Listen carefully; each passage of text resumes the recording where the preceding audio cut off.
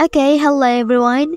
Here I want to provide the tutorial on how to hide video on Redmi 13c device.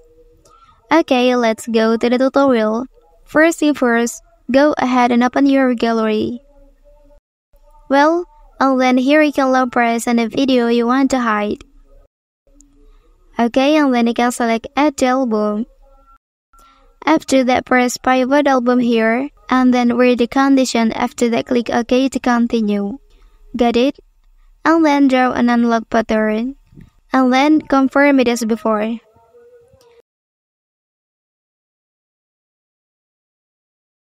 And then you already have a new private album and you can hide any videos by adding it to this album.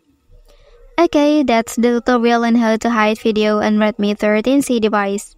If you are helped by this video, don't forget to like and subscribe to get other information from this channel.